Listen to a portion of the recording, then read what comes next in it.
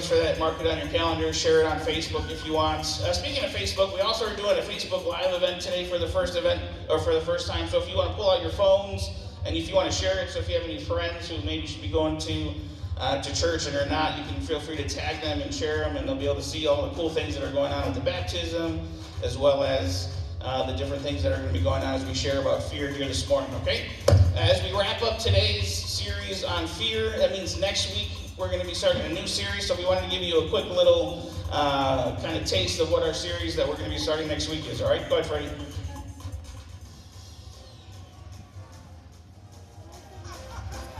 Hello, and welcome to Twisted, the show where we reward the contestant who can best misuse scripture to mean whatever they want. Let's meet our contestants. She's a no-nonsense mother of three who believes she knows everything about the Bible. Welcome, Helen! Going up against her today is this confused man. Say hello to Doug! I'm not really sure why I'm here. It's time for our first challenge. Take any verse out of context. Helen! John 14:13, Jesus said, whatever you ask in his name, he will give to you. So, if you don't get what you want, then that means that my faith is better than yours. John 14:13 just got Helen 14.13 points. That brings us to our first break. But there'll be more Twisted. Same time, same channel.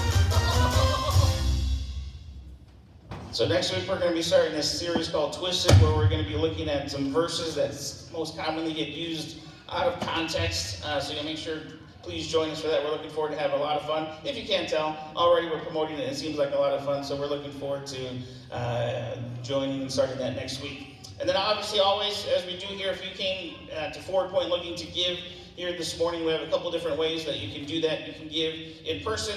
We have our Joy Box back there as you enter through the door, where you can drop off any kind of gift you'd like to give, as well as online. If you go to our website, forwardpoint.org, you can set up an account online to be able to give right online, or again through your phone.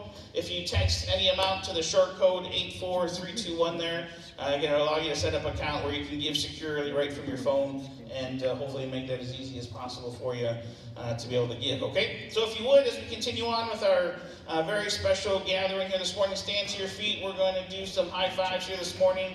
Look around and maybe see some people that you know or don't know, and we're going to give out 10 high fives here this morning. All right, let's do it.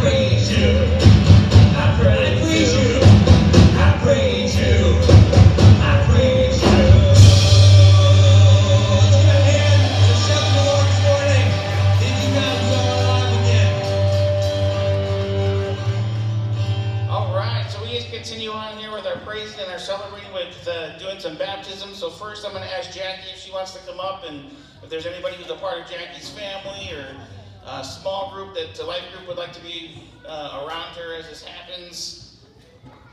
We just going to take everybody outside and do one collective baptism in the rain. We're just going to stick with the individuals who actually signed up for it. So we're going to baptism, is meaningful in many different ways, but the most important thing is it's an expression of an outward expression of what's going on the inside, a commitment that we've made, a life decision in terms of our faith and what we believe. So we believe in the public display of baptism and the full submersion. So as Jackie enters here into the water, it's not so bad. As she enters into the water here, we're gonna test her faith here. This first step. So come on in, Jackie. And as Jackie gets into the water here, we're gonna go ahead and hear Jackie's story. Hi, my name is Jackie Doherty. I'm married to a wonderful man. I have a wonderful daughter and an awesome grandson, and I have a great, big, huge family called PowerPoint. I grew up sort of with religion in my family. My mom was a non-practicing Catholic. My father, as far as I know, was a Methodist. As children, we would go to church on, the typical Easter and Christmas, and pretty much that was it. We were like the holiday Christians, but it wasn't anything that was ever really practiced in our home. Before coming to PowerPoint, I was involved in another church, which I was at for some time, and I was kind of encouraged into being baptized. So for me, this is really a rededication, but it really feels more like the first time, because after coming to PowerPoint and experiencing just how God shows his love through the people here, I felt it on my heart to just really do this all over again, because this was more God and I, not other people kind of persuading me or pushing me into it. This was something that God just said, you're home now, you're where you belong, and I want you to follow me. I want all of you. And at that point, I decided that I wanted to give all of you. And so this is just a way that I can share with all of my family and all the different people in my life, and even people who are not my family, that this is what I've chosen to do. I've chosen to give my life to God. I've chosen to follow Jesus and try to be like him and follow the walk that he walked. And so here I am at PowerPoint, ready to be baptized and give my life to Jesus. For me, it's just a softening with my heart. It's understanding people in a different way.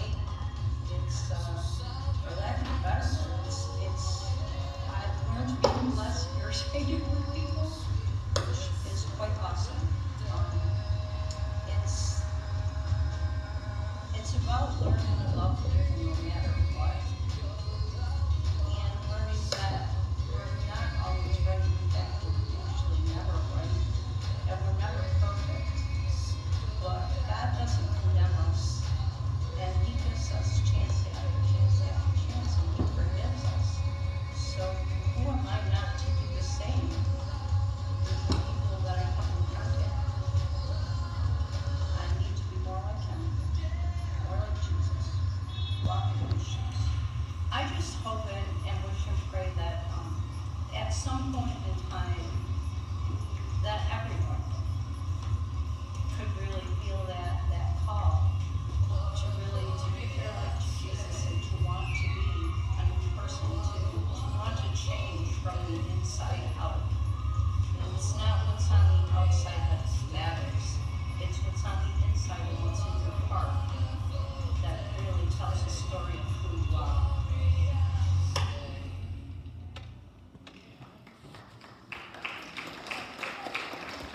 All right, so we're going to have Jackie get in the water here, and if her life group wants to come and surround her as we're praying for her friends, family?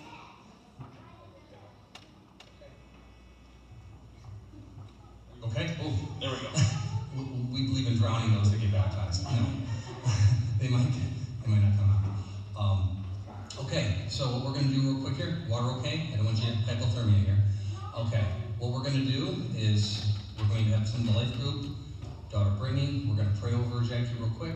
I guess you know what, I would recommend for us all to stay low because I'm hearing that people can't see what's going on. So, alrighty, Brittany, you want to get up here? I mean, you guys got these. Yeah, come on, family. You guys just want to surround her? Yeah, family. Yep.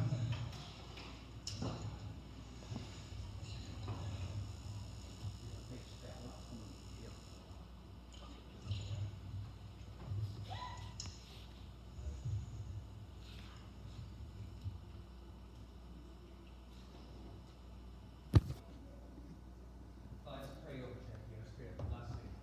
Just again, his commitment, already following with her dedication. He is submerging herself as we walk closer to Jesus. Being ever present, ever near. Faith that even as you go back to the Holy Spirit's keys. To be in our midst today and just take over our time.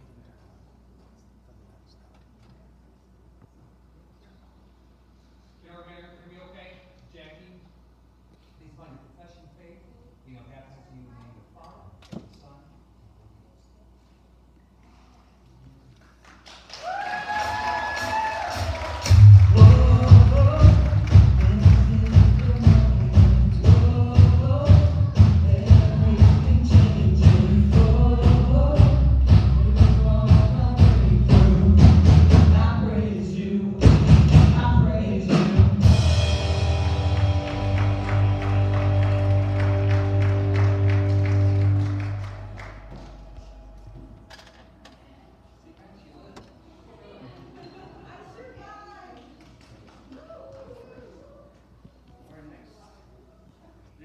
Kylia, so Kylia, if you want to come up, and while she's coming up and getting ready, we're going to go and hear from Kylia, and she's going to share her story.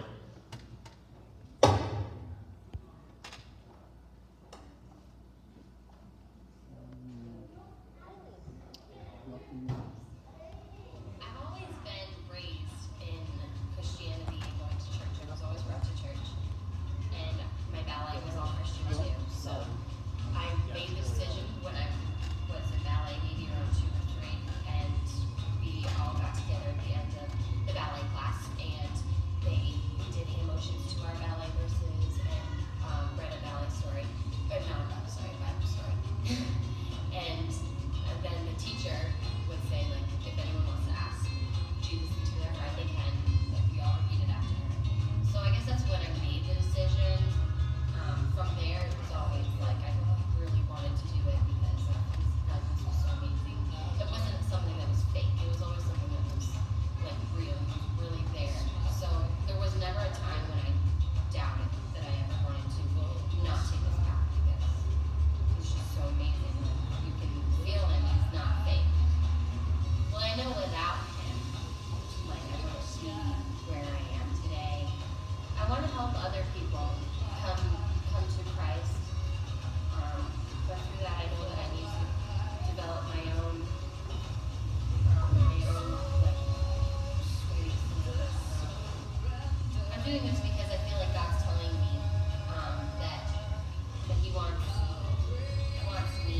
He's ready for me to try to. He's ready for me to make a difference and change. Because even if I'm not done, even if I'm not sort of, that doesn't matter. He wants me to like help other people come to Jesus, and I just feel like He's telling me that it's time to get out. I don't know. He just wants me to. One of the big things why I want to follow Him is because He's made it very clear many times in my life that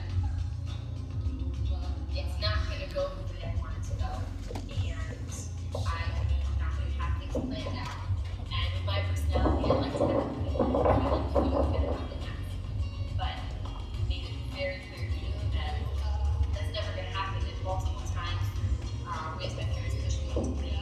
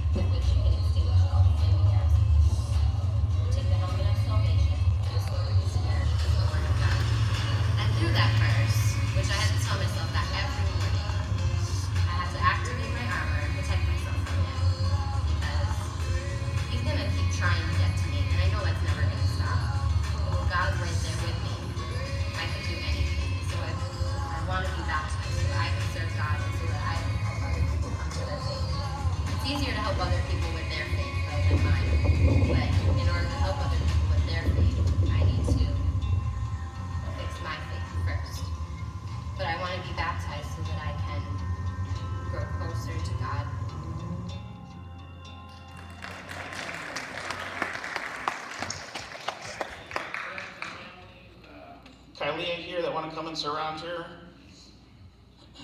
Please come on up as she makes her way in there. That's great. Okay. All right, so a couple quick things that I forgot to mention before, that when we're done finishing baptizing each individual person the band's going to play, I would encourage, again, this church believes in screaming, clapping. This is a time of celebration, so clap, celebrate, sing with them, whatever. That's awesome here.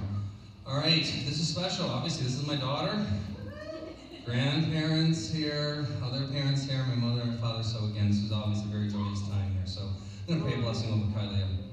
Father God, we just thank you for Kylie, and we thank you for what she means. And I thank you that even at a young age, she made the decision herself. It wasn't something that she was forced to do or pushed to do. She wants to follow you. So I pray a blessing over her life, guide her steps, give her the Holy Spirit. In Jesus' name, amen. All right, Kylie, you ready for the dunk? Okay. Based upon your profession of faith, I now baptize you in the name of the Father, the Son, and the Holy Ghost. Come on, here we go.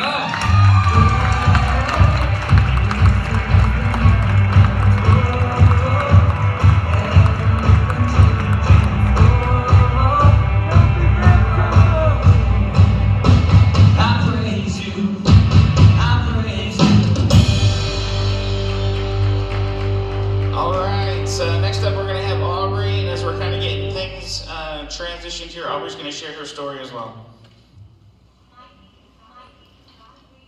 Well, it's always Milwaukee for me sometimes. It's my parents, because they can never help me with school or anything, because they're always on the way sometimes. So it's kind of rocky, and everybody's always here, and I'm not really a social person. But in a busy place, before, I've always felt that after I did something and I carried it for so long, like years and 2 years, super duper long.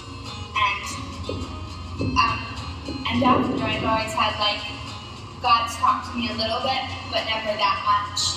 And so I went on and off. Sometimes He dragged me back to Him and then I'd fall away. And now I feel that God's really pulling me back. Once in a while I feel that He pulled away, but He wasn't pulling away, I was pulling away, and I wasn't doing what He wanted, and I wasn't doing what He wanted me to do something, and I didn't want to do it, so I'd pull away, and I'd say, no, I'm not going to do that, I want to do what I want to do. So then He'd always pull me back, and say, I want you back, I don't want you to go. He'd always pull me back. And this time, when He pulled me back, I stayed. And every time I made a mistake, I've always tried to fix it my best. And even if I kept going with my mistake and didn't do what He wanted me to do, then I would try again. He'd always hold me no matter what, and I'd always see Him holding me, even if it wasn't holding me spiritually, and it was even physically, it felt physically, because I know I saw it. And I saw Him dancing with me, even if it wasn't on the school that was in His voice. Every time I feel like I can't do it, and I don't know what to do, and I feel hopeless, I try to do what I want to do. When I feel like I don't know what to do, I always ask Him now, and I sometimes, normally for a little bit of time, but sometimes for a long time, and I just sit there. I'll just stop and brother, but most of it I'll just sit there and ask Him. But yeah, that's the little bit. I'm saying, I want you to do this, and you say you're not ready, but you really are.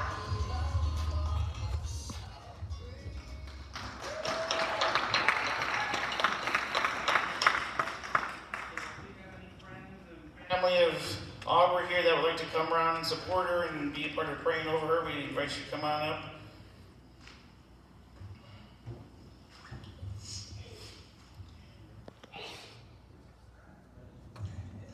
All right, we have daughter number 2 here. Okay.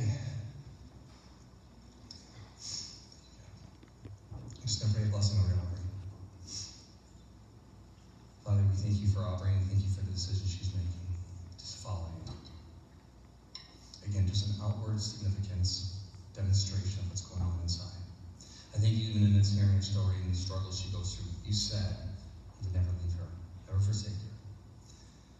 That she will go through troubled times, but said, rest assured, you've overcome the world. So we just thank you for her life and what this baptism means to her and to all of us. Just say amen. Okay, let's see here. I almost drowned the first two people because I forgot to tell them to hold their nose. So let's try to get this straight, guys. We're going to cross your arms. All right, here we go. Pray you don't no.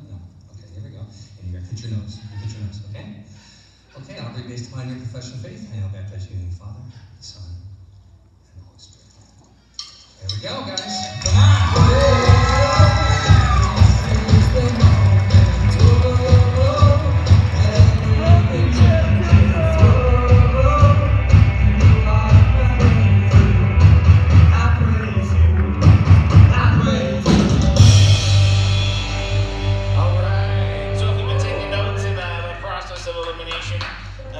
By no means the least, though, Lauren here is going to be getting baptized, and while we're transitioning again, here's Lauren sharing her story with us. I'm 12. I have two brothers, and I live with my mom, my dad, and my brothers. I felt like it was more of a routine to go to church when I was little than like me going like because I wanted to go. Then we like took a break because my dad couldn't go to because we didn't have time to go to church because my dad had different hours in work. And then we started to go to church again like last year. At my first communion, my mom told me that communion was about asking God for forgiveness and like to accept Jesus in your life and God in your life. I decided that I liked going to church and that I wanted Jesus in my life. And yeah, that's when I decided that. And before I accepted Jesus like fully into my life, I thought that church was just like a routine, but then afterwards, I liked going to church and I wanted to go to church, and I just like felt great going to church. Well, sometimes, or all the time, I think, what would Jesus do? What would God do? And I would ask myself that, and I would like apply it to the situation that I was in. I used to invite everybody to church, but now it's more because back then it was because I didn't want to be like alone at church, and now it's more because I want like Jesus in my life. Well, I want to like bring them into that, and I want them to make their decision as well. I feel it in my heart that I want to believe. I'm following Jesus, and I want everyone to know that this is why I want to follow Jesus and get baptized. All right, so if we have any friends and family of Lauren here who would like to come and be supportive and surround her, we invite you to come up and join us. You'd think it'd get warmer after a while. Don't worry, it only gets a little worse. We got some family. All right, where's yep, guys, we gotta make room for, come on, so you make room So for. people can come around here, just find an open spot.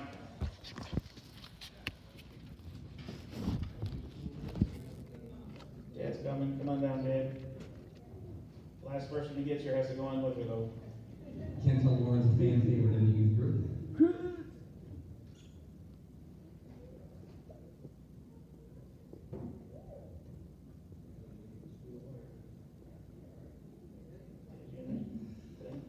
All right, Lauren. That's great. Well, I'm going to pray a blessing over Lauren. All right, so Father God, just thank you for Lauren, and I thank you for, again, just this outward demonstration of just knowing it's already one on inside, that you're our Lord and Savior. I thank you again that you will never leave her nor forsake her, that it says in the Bible that you know the plans you have for her, and it's plans to prosper her, to give her a hope in the future. So we just thank you. Amen. Ready for it, Lauren? Okay, so what you're going to do is cross your arms here.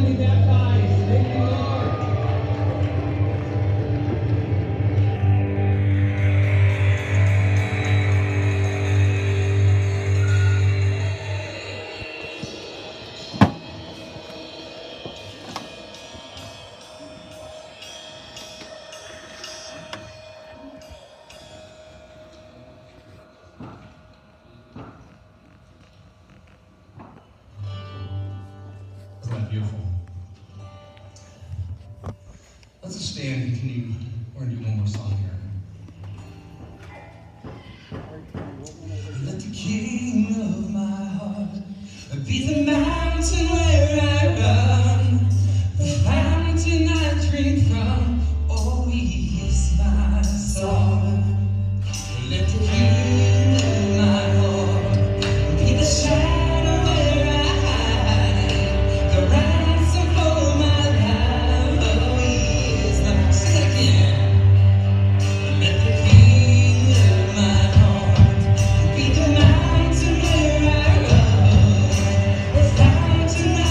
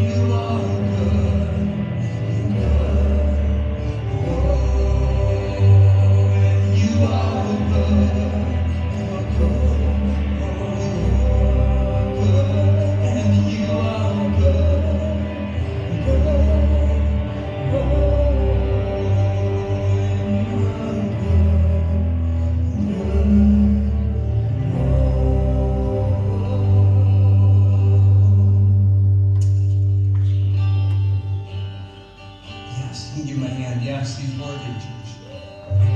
He's worthy.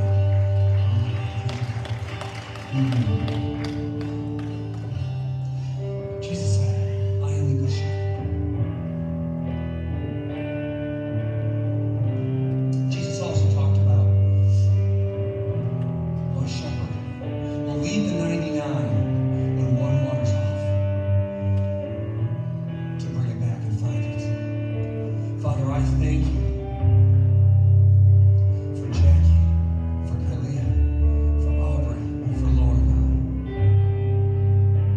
I'm just making a public statement that I want to be in Jesus' sheep. He is my good shepherd. You are good, God. You alone.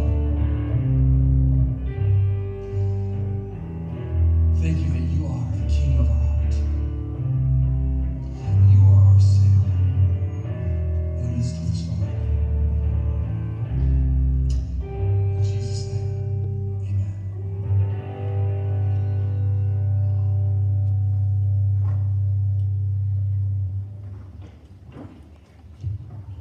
But you don't.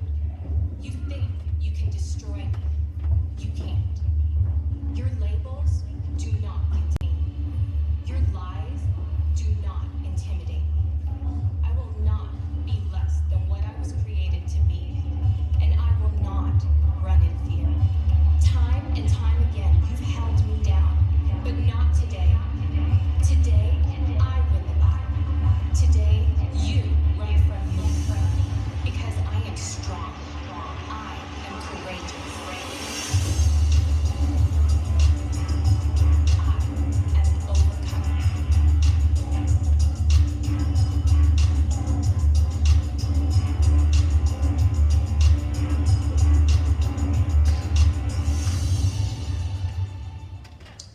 All right, if we have any kids who have not yet seen the Mass Exodus and would like to join them, all the other kids, feel free now. The children's program is going to be continuing on from here. You can head back to the back there, and the kids will go upstairs for the remaining time that we have here.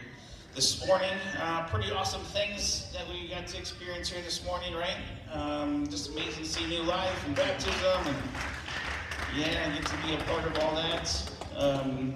You know, when I think about the times that I've been afraid for my life or scared, right? Different things that have gone in or on in my life that have caused great fear. One recently comes to mind where I legit felt scared and fearful for my life. Lately, as you know, we have, or you may not know, but we have 3 girls that are 7, 3, and 2, and different stages in their life they've gone through where they have to come down and get in bed with mommy and daddy at some point, right? With the 2 younger ones being so close together, usually they come in pairs now together, and they always have to sleep perpendicular to the way that we're sleeping, and it's the opposite way. But lately, Augustine has really kind of become sensitive when she comes and sleeps with me, and this one time I kind of remember awaking and almost fearing like I was suffocating, like I was dying. And what happened is I was jolted awake. Augustine had put her hand over my mouth and my nose, all right? And she says, "Daddy, I don't like it when you're snoring," right? And for her to stop me from snoring, she was willing to take my life and be rid of me altogether so she could sleep peacefully the rest of the evening, right? Fear. What is it that you fear in life? We're wrapping up this series called Overcomer, and over the past couple weeks we've been looking at different things. The first week we looked at this idea of the curse of comparing and how we tend to compare our lives to those around us, and we view, the backstage of our life and the things that we see, we compare that against the highlight reel of those around us, and we often find ourselves kind of wanting or not meeting the same kind of caliber that we see in their highlight reel. And then we talked about this idea of apathy, and Steve shared about how, easy it is for us just to kind of cruise along and go along with the stream in apathy. Well, that's not the call that God has for us, as He has called us to be a change maker here in our city and in the world. And then last week, Steve continued on talking about the idea of labels, right? The lies of labels. And on our life group this last Friday, we just got real serious and intimate and shared about some of the different labels that have been maybe placed upon us as young people and the way that they affected us growing up, and how God has a different label that he places on us as son and daughter, and it trumps all the other labels that could be thrown at us.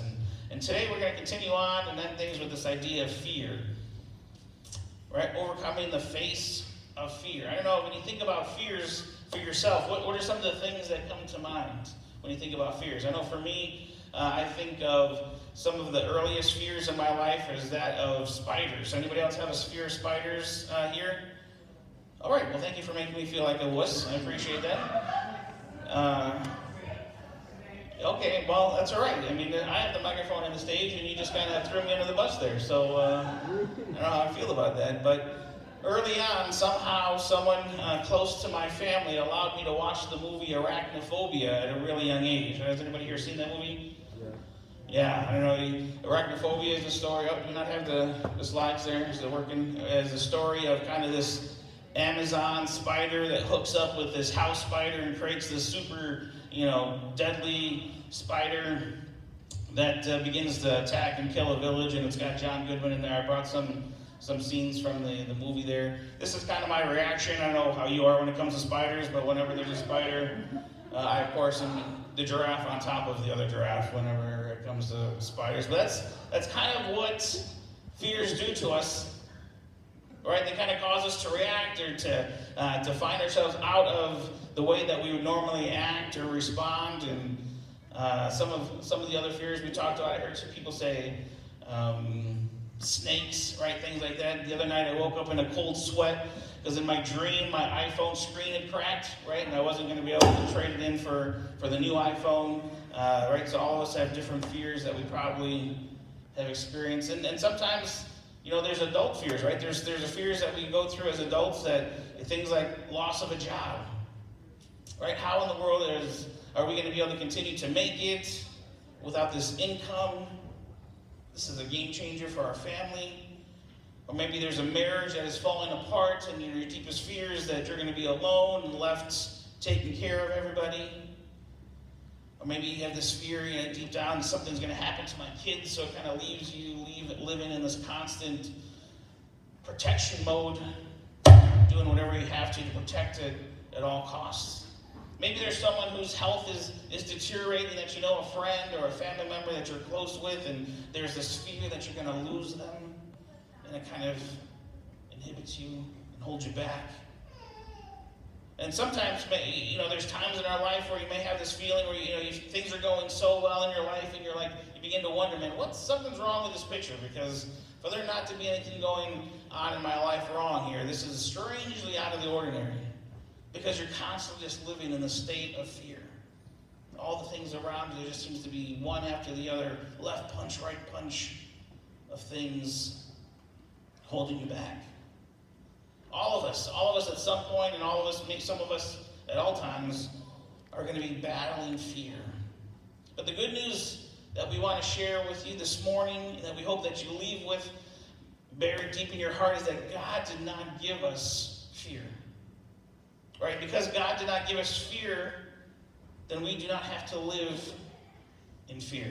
In fact, this is the way that Paul describes it. If you're taking notes, or if you're following along in the YouVersion app on your phone, I encourage you to highlight this verse. It's 2 Timothy. He's telling to Timothy, 2 Timothy 1:7, he says, "For God has not given us a spirit of what?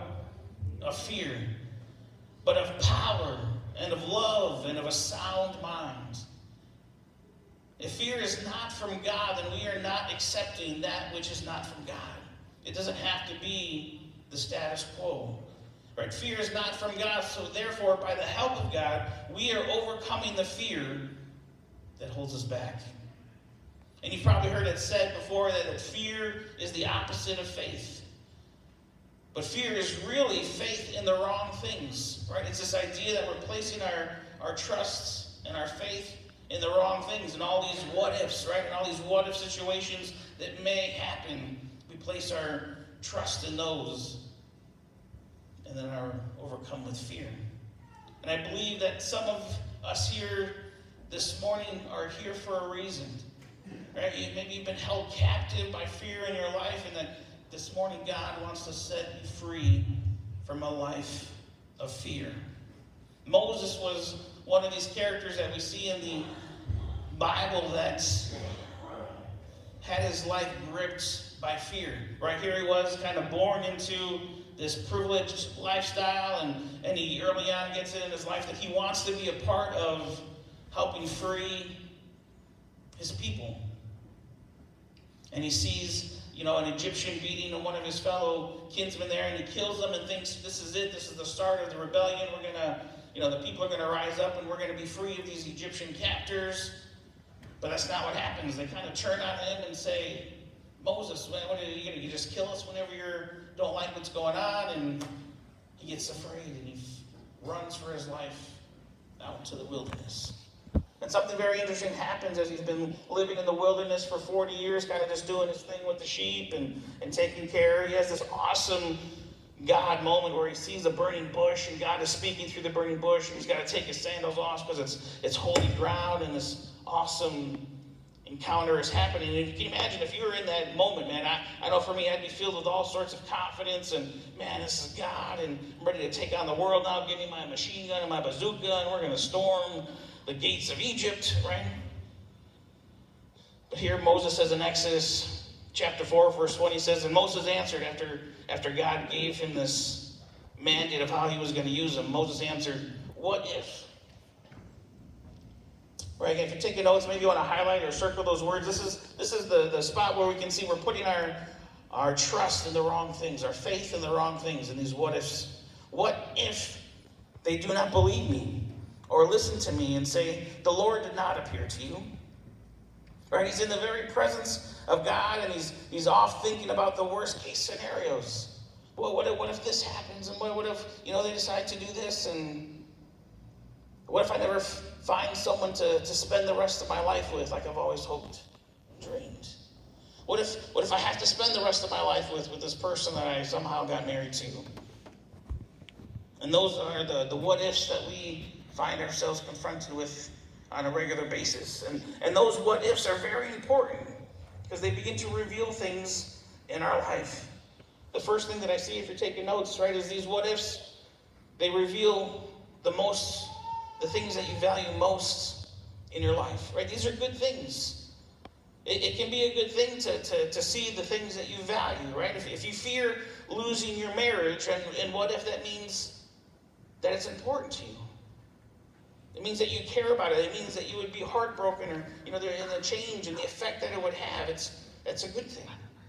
Or if you fear losing your kids, right? That's a good thing. It means that inside of you that you have this, you care about those precious little ones. They reveal what you value most. But here's the other side of the coin here, is that what you fear the most also reveals where you trust God the least. Right? Those are some pretty good one-liners there. I hope you wrote them down, or maybe you're tweeting them as we speak here. We need to let that sink in for a minute, right? Maybe you need to physically write it down. What you fear the most reveals where you trust God the least. Even now, maybe just take a moment just to think about in our lives, what is it that I fear the most? What are some of the fears that grip me, that find me jumping on top of the other giraffe in a way that holds me back from being who God called me to be? If you're taking notes, maybe you just need to write down, in my life, I'm not trusting God with, and fill in the blank. Maybe it's your children, maybe it's relationships, maybe it's in the area of money, maybe you have aging parents or other family members. In my life, I'm not trusting God with, and you fill in the blank.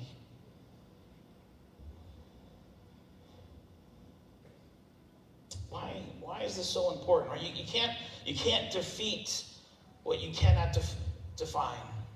Right? If you cannot identify the areas of fear in your life, if you allow them just to kind of be a submarine under the water and pretend like they don't exist, then they're always going to be able to have a grip on your life.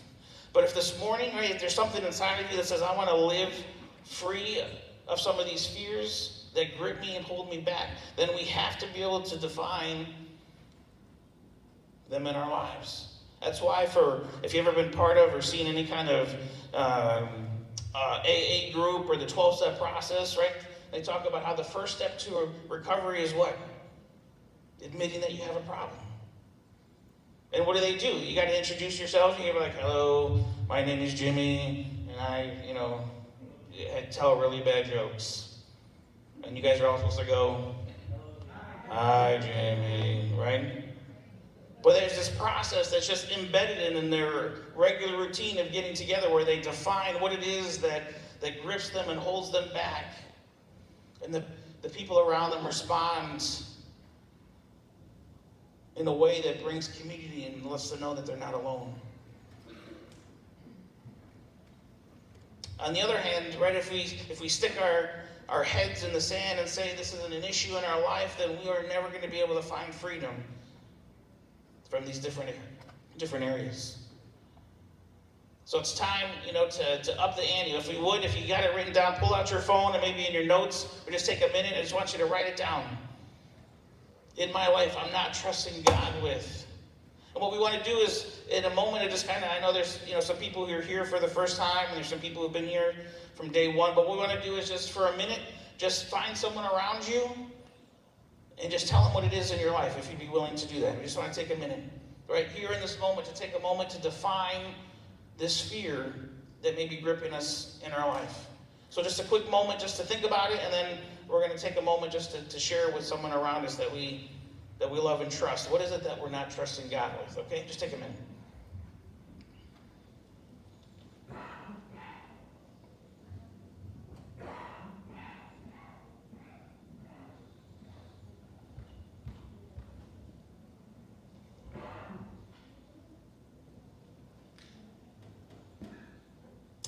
Or if you would, if you've written something down in your notes or in your phone or somewhere there, if you just take a moment to maybe look around and share with someone who you trust or you do life with, maybe it's someone in your life group, maybe it's somebody in your family. And just a moment again, if you'd be willing to step out in a moment of saying, God is a part of me wanting to be free from this. I'm going to define it, I'm just going to share it with somebody. So again, if you just would take a minute to do that, don't be shy. I apologize for the loud pops, wherever they're coming from, I don't know. But just take a moment in total bravery. If you need to get up and out of your seat, then don't let anything hold you back from starting this process of being free from fear.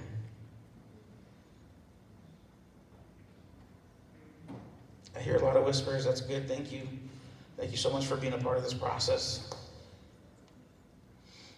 This is one of the reasons why we talk about life groups all the time, and I'm sure you could probably get up here and talk about our life group spiel. If you're not a part of a life group, I would tell you to get involved. We have one on Wednesday nights, we have one on Friday nights, and if we have to, we'll start more. But we need these opportunities where we can get together and share these things with the people that are around us, people that we can walk in community with and do life with. They're going to be there to support us. But do you realize how much work that you just did in your spirit here in that short little time where you were able to share these areas where you're not trusting God with? Right? You just put into practice this idea of being free of fear just in these short minutes. Now, I would love to say that this is going to be like a one time, it's going to fix you forever. But again, that's AA groups, they're meeting every week. This is an ongoing battle. Right? There's a good chance that you're going to struggle with and be tempted to fall into fear in these areas for the rest of your life. But if you're able to commit to being a part of a group of people who are going to walk and do life with you,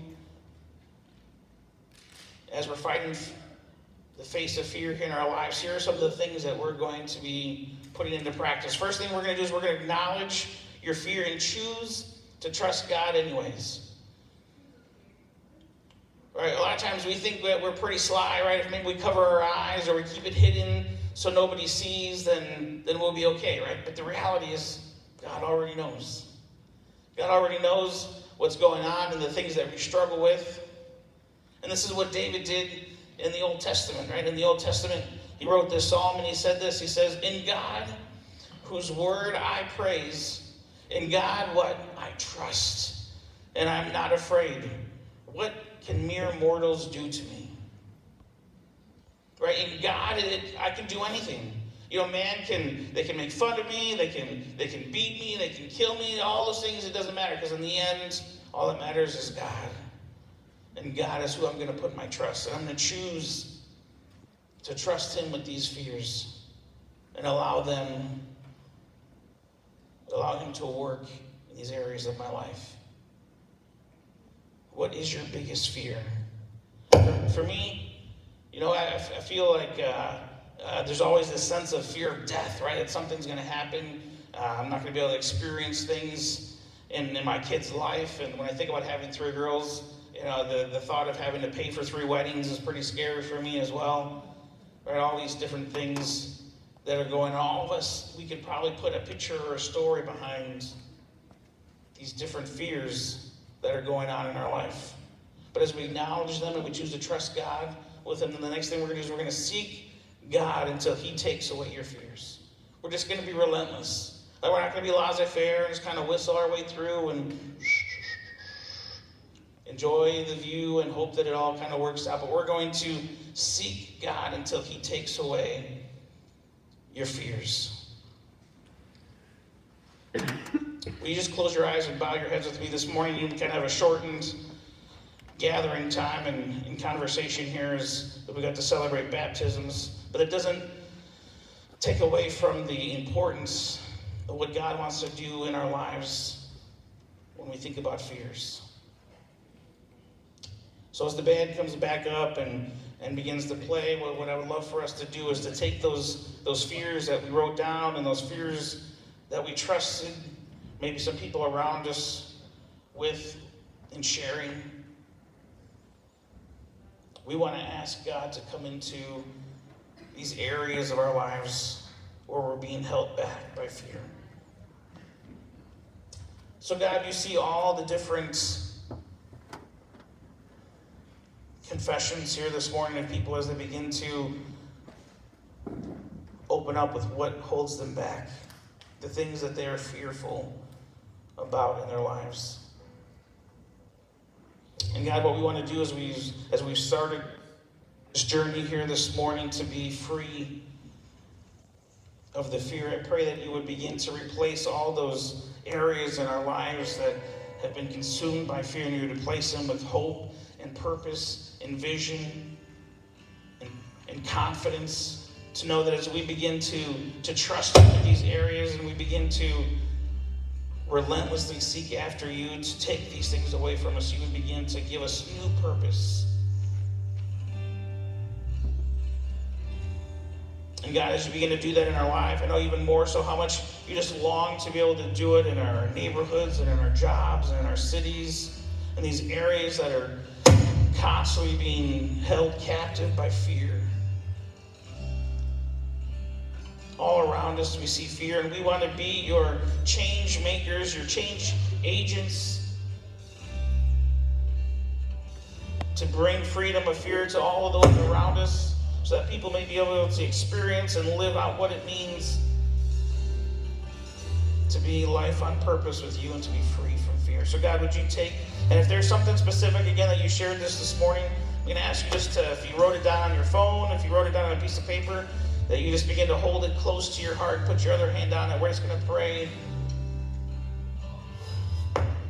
that God would continue to move in these areas. God, you see every single person bringing these fears before you here this morning. God, we pray that your Holy Spirit would even now begin to break the chains that these fears have had over lives. And God, and no more that they would be able to hold us back from being who it is that you called us to be, who it is you made us to be. And God, that we would be able to go forth from here as being, living life on purpose and bringing freedom of fear for those around us in the world all over. So God, continue to move here this morning. Break chains. We love you. Thank you for this freedom. Thank you for this life that you've always wanted us to have. Life to the fullest, life to the most abundant. Percaya juga.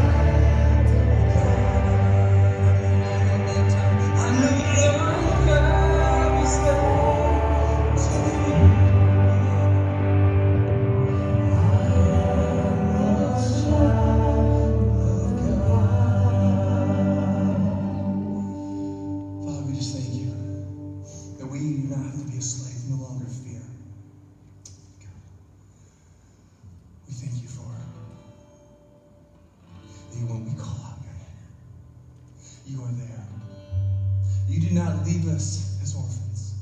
You gave us the Holy Spirit.